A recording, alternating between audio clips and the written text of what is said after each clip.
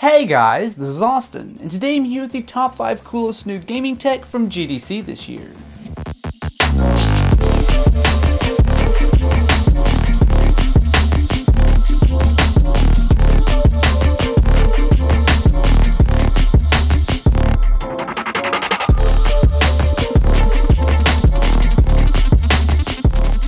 At number 5, we have the new Steam machines and controller.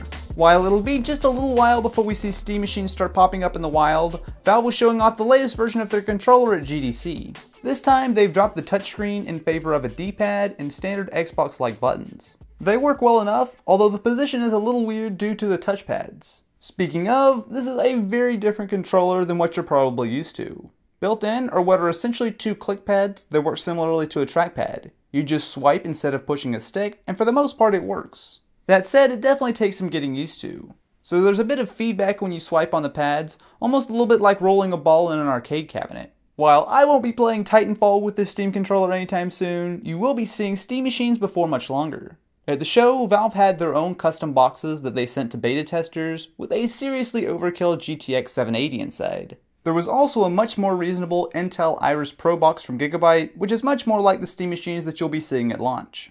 Coming in at number 4 is the new DirectX 12.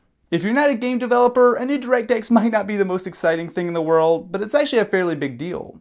So if you're not familiar, DirectX is essentially the glue that goes between a game and your computer. DirectX 11 is what most games on the PC and Xbox One are using these days, however DX12 plans to crack open even more performance. If you guys follow PC gaming, you'll probably have heard of AMD's Mantle, which allows you to get extra performance in games like Battlefield 4. Well, DirectX 12 is very similar to Mantle, except that it will be working across both gaming PCs, the Xbox One, and even some Windows phones and tablets. It works by allowing developers to dig deeper into the hardware, which is helpful especially in CPU-bound games. Unfortunately, it'll be just a little while before it comes out. So games based on DirectX 12 should start shipping late next year for both the PC as well as Xbox One. So while it might not be an enormous improvement, I'll definitely take some free performance when I can get it. At number 3, we have a pair of accessories, the Virtuix Omni and PrioVR. With all the craziness around virtual reality at GDC this year, there are also some very cool add-ons. PrioVR is essentially a ton of motion sensors you strap on to be able to use your entire body in a game. The version I tried was a very early prototype with wires all over the place and using a couple Wii controllers hacked together. Once you strap in, you're all set, and the demo I tried was full of smashing zombies. Altogether, it feels a little bit like the Wii as well as the Kinect kind of mixed into one. So the motion tracking definitely wasn't perfect, however when it worked, it was actually pretty cool. On the flip side, we've got Virtuix Omni.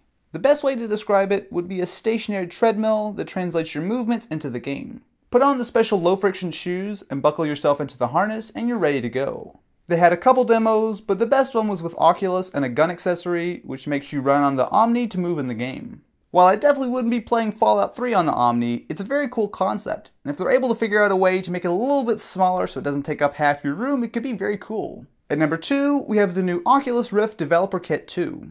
With the big news that Facebook has bought Oculus, there's been a ton of internet uproar, however that's a topic for another video. What is new is the latest developer kit at GDC.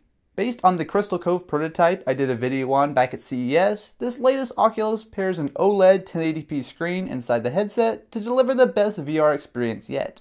Built in are motion sensors like you would find in a phone to keep track of your movement, and new are a series of IR lights that are hidden all over the Oculus that an included camera tracks you with, so you can really move in full 3D space. If you haven't tried virtual reality yet, Oculus really is the place to start. The screen has gotten so much better, as has the tracking, and the feeling of being entirely immersed in the game is so awesome. On top of that, the new Developer Kit 2 is actually on sale now, so you can pre-order it. It should be shipping in the next couple months, and it runs you a fairly reasonable $350. Finally, at number 1, we have the Sony Project Morpheus for the PS4. This was easily the biggest draw of GDC, as there are a ton of people who were really interested to see what Sony would do with virtual reality.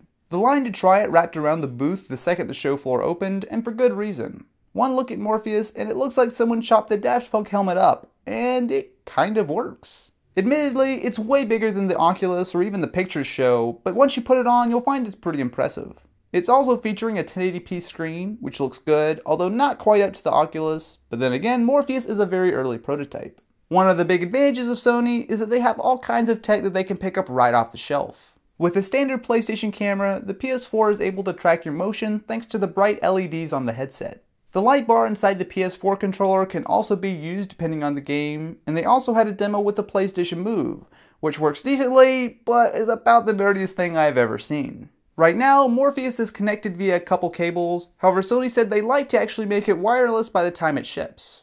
Regardless, it's awesome to see Sony jumping in big time and bringing virtual reality to a console. So what do you guys think? Is there anything at GDC that you're excited for? Let me know in the comments below. Also, huge shout out to Audible for making this video possible. Audible.com is a leading provider of audiobooks with more than 150,000 downloadable titles across all types of literature, including fiction, non-fiction, and periodicals. As you guys know, Audible has been a long-time supporter of the channel, helping me make videos like this possible, and it's something I love using whether I'm in the car, going to sleep, or flying all day to go to GDC. For you guys, Audible is offering a free audiobook if you try them out, and one great choice is A Storm of Swords by George R.R. Martin. To download A Storm of Swords or another audiobook for free, just head over to audible.com/Austin. Like I said, Audible has been a huge supporter of the channel, so if you want to go get yourself a free audiobook and help support what I do, definitely go to audible.com/Austin. Anyway guys, thank you so much for watching, and I will catch you in the next one.